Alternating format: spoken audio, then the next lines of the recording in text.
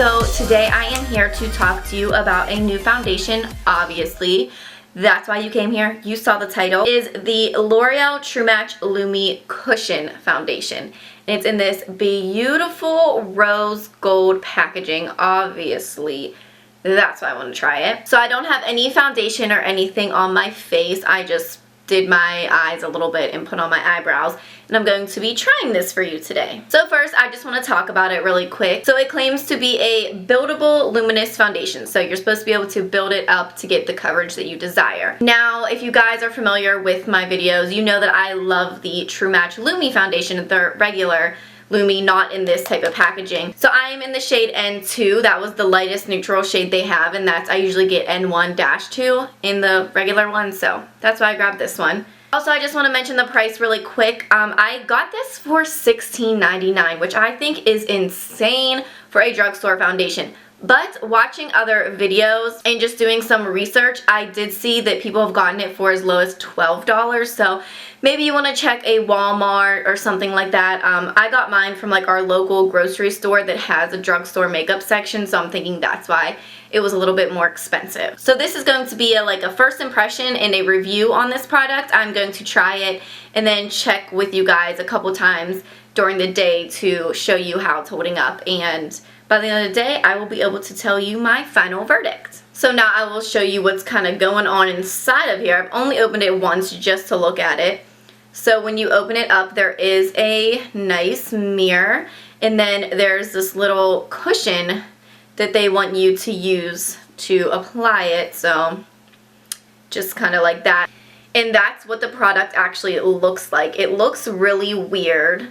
I'm going to zoom you up really quick. So you can probably see now that it actually is a cushion in there. It's like a sponge-like thing, and then there's actual liquid foundation inside of it. So I haven't even touched it yet, but it seems pretty cool. I don't know. I guess why not? We're just going to give it a try. This mirror is actually really nice, and it's good to like see myself, so that's just the mirror that I'm going to use. I am going to put a primer on. I'm using my Makeup Forever smoothing primer. I just never use foundations without a primer, so I don't feel like it would be fair if I tried it without a primer, because I really don't know. I don't know what life is like without a primer under my foundation, so. Okay, so now I'm just going to try this with the first half of my face. I'm going to use their little sponge applicator. I know that these things tend to like soak up product, so that's why I want to try my beauty blender on the other half of my face, but I will do my first half using this. So just kind of tap it in there. Oh, there's a lot of product on that already. I only tapped it twice. And then it says you're supposed to just tap it into the skin, like you're not supposed to rub it. Just tap it. Well, I'm kind of having trouble keeping this applicator on my fingers. You guys can see I do have some scarring in this area, and then I do have a pimple that is healing, so we'll see if that gets covered.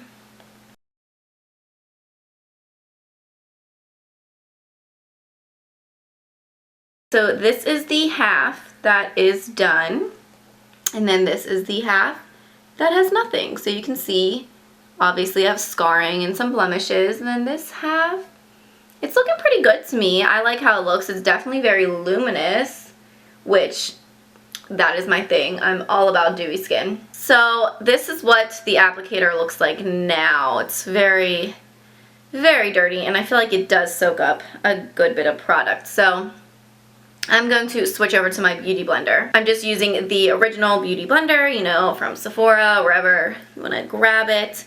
I'm assuming this would work really well with just dipping a brush in it too. If you don't have a beauty blender, that's no problem. So I'm just gonna, yeah, that's a good amount of product. And then,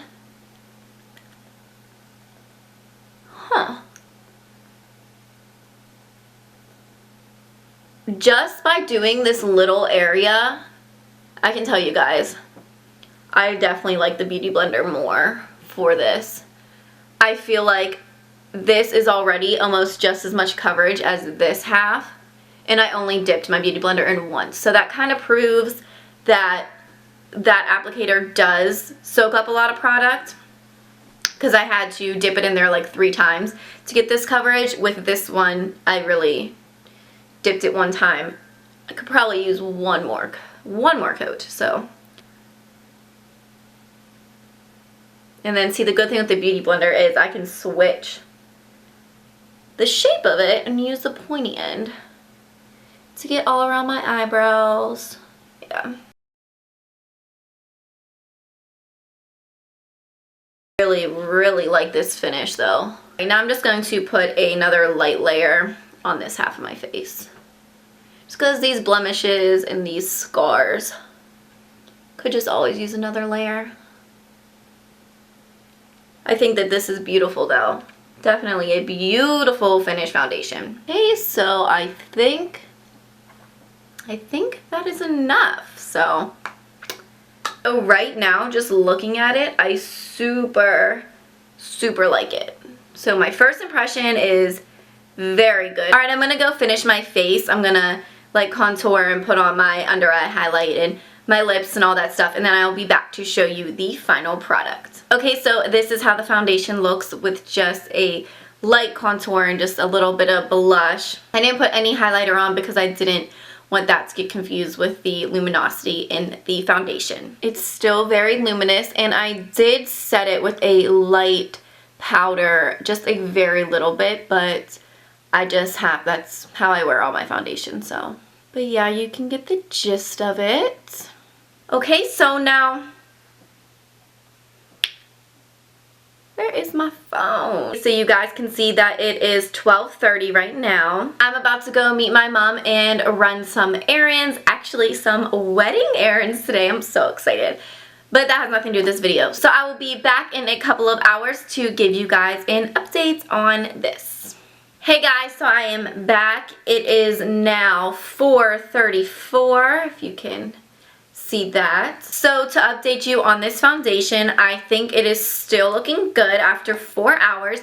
And I did want to mention, I didn't say this in the last part, I didn't put a setting spray on it, which I usually always put my NYX Dewy setting spray or my Urban Decay All Nighter as my setting spray, and I didn't put any of that on just so I could test it out. Also, I realized I didn't mention my skin type. I have a normal skin type. I do not get dry and I do not get oily. You guys can see that it's still just glowing like everywhere. Let's see. It's not coming off anywhere. It really just looks the same. The lighting also is a little bit different right now because the sun has almost completely gone down, so. But yeah, I think it still looks good. You guys can obviously see for yourselves that it's still nice and luminous. My skin just looks really healthy, and sorry, I do keep looking at myself in the viewfinder, but I'm trying to describe what the foundation looks like, so I'm looking at myself. After 4 hours, it is definitely getting an A+ from me.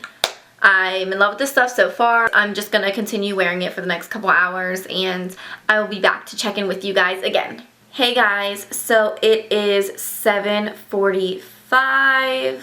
So altogether, I have been wearing this foundation for a little over 7 hours. I'm obviously I'm changed all into my comfy clothes. Like, I am ready to just wash my face and lay down for bed. I would definitely say that today was a successful makeup day. I really enjoy this foundation. Like, I'm super obsessed with it. It still feels super lightweight, and I think it still looks really good. I mean, the only noticeable changes I can see close up is around where I had those blemishes. It's just starting to dry around there, but that's really it. Everything else still looks nice and shiny and luminous. So I definitely do suggest this foundation. I would say if you're in the market for something new, especially a drugstore foundation, that I would give this a try.